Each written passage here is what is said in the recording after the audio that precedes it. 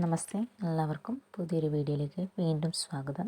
നമ്മളിന്ന് അനുകരണാത്മക ക്രിയയാണ് പഠിക്കാൻ പോകുന്നത്. പ്രയോഗിക രചന കെ ആധാർ पर ഇന്ത്യയിൽ 7 തരത്തിൽ ക്രിയയെ തിരിച്ചിട്ടുണ്ട്. അതിൽ അവസാനത്തെ ഭേദമായിട്ടുള്ള, അതായത് 7ാമത്തെ ഭേദമായിട്ടുള്ള അനുകരണാത്മക ക്രിയയാണ് നമ്മളിന്ന് പഠിക്കാൻ പോകുന്നത്.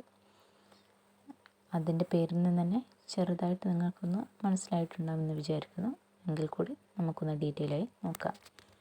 किसी वास्तविक या कल्पित ध्वनि के अनुकरण से जिन क्रियाओं का निर्माण होता है अनुकरणात्मक क्रिया कहलाती है. അതായത് യഥാർത്ഥവും അല്ലെങ്കിൽ സാങ്കല്പികവുമായ ശബ്ദത്തെ അനുകരിച്ചുള്ള ക്രിയകളെയാണ് നമ്മൾ അനുകരണാത്മക ക്രിയ എന്ന് പറയുന്നത്.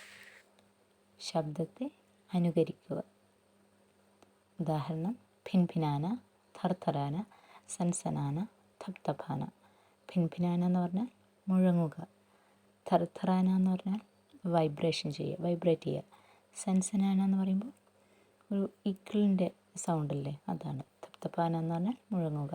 ഇതൊക്കെ എന്താണ്? സൗണ്ടുകളാണ്. അപ്പോൾ സൗണ്ടുകളിൽ നിന്നുണ്ടാകുന്ന ക്രിയകളെയാണ് നമ്മൾ അനുകരണാത്മക ക്രിയ എന്ന് പറയുന്നത്. സൗണ്ടുകളിൽ നിന്ന് ഉണ്ടാവുന്ന ക്രിയകളെയാണ് നമ്മൾ അനുകരണാത്മക ക്രിയ എന്ന് പറയുന്നത്. സൗണ്ടുകളെ അനുകരിച്ചുണ്ടാകുന്ന ക്രിയകളാണ് അനുകരണാത്മക ക്രിയ. അപ്പോൾ എല്ലാവർക്കും ഈ വീഡിയോ മനസ്സിലായെന്ന് വിചാരിക്കുന്നു. വീഡിയോ ഇഷ്ടമായാൽ ലൈക്ക് ചെയ്യുക, ഷെയർ ചെയ്യുക, കമൻറ്റ് ചെയ്യുക, സബ്സ്ക്രൈബ് ചെയ്ത് സപ്പോർട്ട് ചെയ്യാൻ മറക്കരുത്. ബെല്ലൈക്കൺ പ്രസ് ചെയ്ത് ഓൾ എന്ന ഓപ്ഷൻ എനേബിൾ ചെയ്യാനും മറക്കരുത്. അപ്പോൾ എല്ലാവർക്കും ഈ വീഡിയോ മനസ്സിലായെന്ന് വിചാരിക്കുന്നു. അപ്പോൾ അടുത്ത വീഡിയോയിൽ കാണുന്നത് വരെ എല്ലാവർക്കും ധന്യവാദ്.